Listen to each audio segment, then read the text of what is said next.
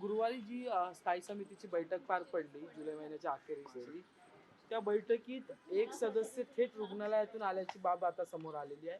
तुम्ही स्थायी समितीत आहात, काय बोलायचं आहे?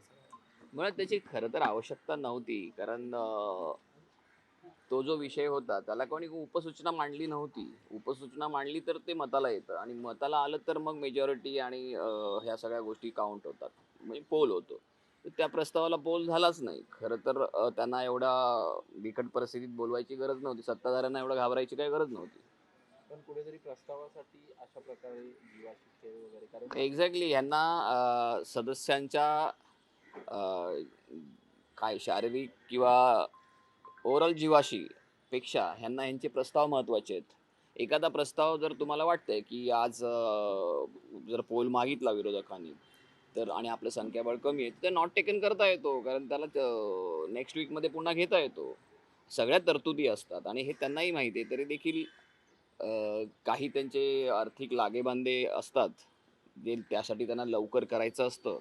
ह्यासाठी एखाद्या सदस्याला एवढ्या शारीरिकरित्या तो जर एवढा आजारी असेल तर त्याला बोलवणं योग्य नव्हतं. नगरसेवक झा यांच्याशी बोलणं झालं फोनवर. ते म्हटले की मला डेंग्यू झालेला आहे, माझ्या प्लेटलेट हो सुद्धा हो ड्रॉप झाले. हो. ज्यावेळेस शरीरातल्या प्लेटलेट अहो ते थरथरत होते. त्यांना मग नंतर आतमध्ये जाऊन झोपले होते अँटी चेंबरमध्ये, ह्यांच्या स्टँडिंग कमिटीच्या अध्यक्षांच्या.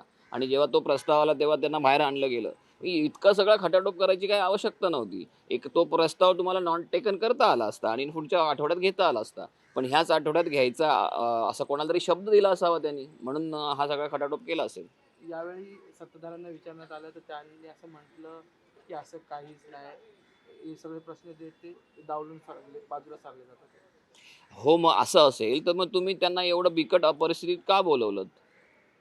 का त्यांना एवढा, म्हणजे ते तर अक्षरशः ना थंडीने असे कुडकुडत होते, अंगावर शॉल घेऊन कानाला रुमाल बांधून वगैरे बसले होते. मग अशा परिस्थितीमध्ये त्यांना का बोलवलं होतं तुम्ही? आवश्यकता काही नव्हती ना तशी. दुसरीकडे आज म्हणजे मी त्या दिवशी तुम्हाला सांगतो, मी स्वतःहून सांगतो, त्या दिवशी हे झालं काय, इम्प्रुव्हमेंटला पण असाच एक विषय होता. जर विरोधक, सो कॉल जे कोण विरोधक आहेत, जर तुम्ही उपसूचना करणारच नाहीत तर पोल व्हायचा प्रश्नच येत नाही. फक्त तुम्ही विरोध करायचा म्हणून विरोध करणार असाल आणि इतर मित्रपक्षांना गृहीत धरणार असाल तर हे योग्य नाही ना. हाही एक भाग आहे त्याचा. त्या सुधारमध्ये ज्याचा तुम्ही उल्लेख करताय त्यामध्ये तुमच्या सदस्य अनुपस्थित मी राहिले. एक्झॅक्टली अनुपस्थित नाही, त्या उपस्थित होत्या, परंतु त्यांना घरून काहीतरी कॉल आला, त्यांचा मुलगा बाहेर घ्यायला आला होता, म्हणून त्या निघाल्या. परंतु सांगायचं तात्पर्य काय, जर उपसूचना मांडली असती आणि मतदान झालं असतं तर त्या गोष्टीला अर्थ होता. जर उपसूचना मांडलीच नाही आणि मतदान झालंच नाही, फक्त विरोध झाला, तर त्या उपस्थितीला आणि अनुपस्थितीला काही प्रश्नच येत नाही ना. दादर जेटीमध्ये मॅनहोल उघडा होता आणि पालिकेचं आता असं म्हणणं आहे की त्या मॅनहोलची जाळी आणि ते झाकण जे आहे ते चोरण्याचा प्रयत्न झाला, पण तो प्रयत्न यशस्वी झाल्यामुळे आम्ही त्या ठिकाणी आता मॅनहोल लावलाय आणि गुन्हा दाखल करतोय म्हणून. नाही नाही, हे बघा कसं आहे, मला एक गोष्ट सांगा. ते एक म्हण आहे मराठीमध्ये, पादऱ्याला पावट्याचं निमित्त, त्यातला प्रकार आहे. मॅनहोलची कालची सुद्धा काही वर्तमानपत्रात मध्ये आलेली बातमी पहा, ह्या 4 दिवसापूर्वीची आकडेवारी पहा. अजून 10,000 मॅनहोल जे आहेत ना, त्यांना जाळ्या लावलेल्या नाहीत, उघड्या आहेत, अशा अनेक आकडेवारी समोर येते. महानगरपालिकेची ही मान्सून पूर्व तयारी झालीच नाही, त्याचं हे द्योतक आहे. आणि जर चोरी होत होती, मग तुम्ही आजूबाजूचे CCTV चेक करा ना. ते चेक केल्याशिवाय आणि तुमच्याकडे कॉन्क्रीट कुठलाही पुरावा असल्याशिवाय तुम्ही असे कसे काय आरोप करू शकता की चोरीला जात होतं? मग स्वतःचं अपयश किंवा निष्क्रियता झाकण्यासाठी दुसऱ्यांवर आरोप करण्यापेक्षा मला वाटतं की तुम्ही तुमचा कारभार पारदर्शकपणे करायला हवा. सत्ताधारी पक्षातला गटनेता आहे, त्यांचा तो प्रभाग आहे, त्यांचं म्हणणं आहे की मॅनहोल चोरण्याचा प्रयत्न झाला मात्र तो अयशस्वी झाला, मॅनहोलचं जास्त वजन असल्यामुळे. ट्विट देखील केलं त्यांनी. मला एक सांगा, दिवसा ढवळ्या पहाटे तिथे ज्या परिसरातली तुम्ही गोष्ट बोला, तिथे खूप रहदारी असते, कारण तिथे पब्लिक ट्रान्सपोर्ट खूप मोठ्या प्रमाणात असतं आणि ST स्थानक आहे तिथे, मुंबई पुणा बसेस आहेत, टॅक्सीज आहेत, एवढ्या मोठ्या प्रमाणात तिथे रहदारी असते.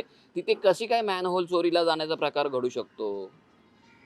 खरं तर इथे प्रश्न हा आहे की महानगरपालिका प्रशासनाचं ही निष्क्रियता आहे, हे फेल्युअर आहे, हे झाकण्याचा प्रयत्न निदान लोकप्रतिनिधींनी करू नये. सिद्धिविनायक एक कालचं काल राज ठाकरेंनी पत्रकार भाषणात बोलल्यानंतर सिद्धिविनायक प्रशासनानं त्यावरती स्पष्टीकरण दिलंय आणि ते म्हणतायत की आम्ही ह्या गोष्टी सामोरे आणल्या आणि आता उत्पन्न वाढतंय. तुम्ही देखील त्या संदर्भात तक्रारी केल्या होत्या. तुम्ही हे देखील बघा, वारंवार- सिद्धिविनायकच्या बाबतीत माझ्यासमोर बसून आहे ना त्यांनी डिबेट करावं, कळलं का? मी गेले अनेक वर्ष ह्या विषयावर बोलतोय आहे. राज ठाकरे साहेबांनी ते पत्र जे वाचून दाखवलं, हे पत्र त्यांच्याच ट्रस्टीनी उपमुख्यमंत्र्यांना लिहिलेलं आहे, कळलं का? आणि त्याच्यात ते स्पष्ट म्हणतायत की इथे अशा अशा पद्धतीच्या गोष्टी घडतायत, म्हणजे ते ट्रस्टीज मान्य करतायत ना.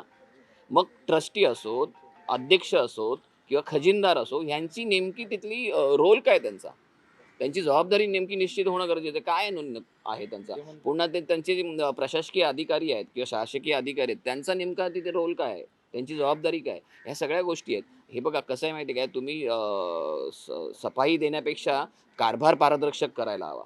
आरोप प्रत्यारोप करण्यापेक्षा तुम्ही तुमची ह्या सगळी तिकडची जी सुविधा आहे लोकांना द्यायची, ती योग्य पद्धतीने द्यायला हवी.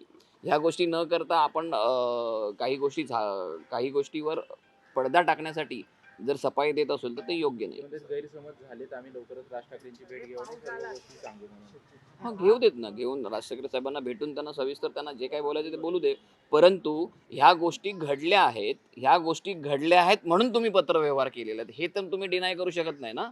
कोणी केलं काय केलं हा चौकशीचा भाग आहे, कळलं का? पण घडले आहेत म्हणून तुम्ही पत्रव्यवहार केलात ना. सर, राष्ट्रपतींच्या मंजुरीनंतर आता महाराष्ट्रात देखील धर्मस्वातंत्र्य कायदा लागू झालाय. लव जिहादचा आरोप सातत्याने भाजप करत होतं. या कायद्याच्या तरतुदीनुसार 7 वर्षाची शिक्षा आहे. मात्र आता धर्मांतर करून जर लग्न केले एका स्त्रीने तर तिच्या अपत्याला आता त्या आईचा धर्म लागणार आहे. कशा प्रकारे बघता म्हणजे नाही, मला या विषयात आहे ना कायदेशीर बाबी चेक केल्याशिवाय मी यावर वक्तव्य नाही करू सर, शकत. मला पाहावं लागेल. मुंबई शहरामध्ये गणेशोत्सव जवळ आलाय.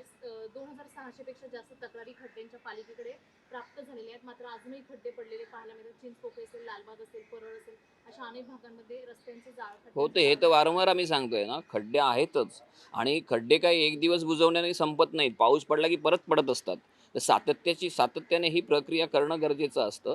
आणि खरं तर मान्सूनपूर्व खड्डे पडू नयेत म्हणून ज्या पद्धतीने काम करायला हवं होतं ते केलेलं नाही, हे आम्ही वारंवार सांगितलेलं आहे. जरी आयुक्त असोत किंवा महापौर असो की खड्डेमुक्त सगळं झालेलं आहे, थोडेच खड्डे राहिलेत असं काही नाही आहे. की जिथे जिथे काम निकृष्ट दर्जाचं झालेलं आहे रस्त्यांचं, तिथे तिथे मोठा पाऊस पडला की खड्डे पडतातच आहेत. त्यामुळे किती डागडुजी करणार, ह्यालाही एक मर्यादा आहे. तर खड्डे जसा पाऊस पडणार तसे खड्डे हे पडत राहणार, कारण तुमचं काम चांगल्या दर्जाचं नाहीये. पण रात्री डागडुजी केली जाते आणि सकाळी पुन्हा आहे तशीच परिस्थिती पाहायला हो, ओल्या पावसामध्ये म्हणजे पाऊस पडतोय आणि ओल्या रस्त्यावर तुम्ही डागडुजी केलीत ते पुन्हा उखडणारच आहे ना. प्रभादेवी मधले नागरिक आज आंदोलन करतात सिद्धिविनायक जवळ आणि त्यांचं म्हणणं आहे की सुरक्षा मैदानावर पार्किंगचा जो प्रस्ताव आणलेला आहे तो रद्द करावा. आपली भूमिका हो, त्यांची मागणी अनेक तिकडे खेळणारी जी मुलं आहेत त्यांचं म्हणणं असं आहे की जेव्हा मेट्रोचं काम चालू होतं तेव्हा आम्ही साधारण 3-4 वर्ष या मैदानापासून वंचित होतो. अख्खी एक पिढी आमची जी या सर्वांगीण विकासापासून खुंटली गेली. आणि आता पुन्हा हे काम चालू जेव्हा होईल तर पुन्हा अजून 2-3 वर्ष ते मैदान बंद होईल. आणि त्यांची मागणी रास्त आहे. परंतु त्याच्यामध्ये नेमकं कुठल्या भागामध्ये ती पार्किंग होणार आहे आणि कुठल्या भागामध्ये होणार नाही याचा मॅप मी मागवलेला आहे. मला सोमवारी मला तो सगळा मिळेल आणि त्यानंतर मी तुम्हाला सविस्तर त्यावर बोलू शकतो.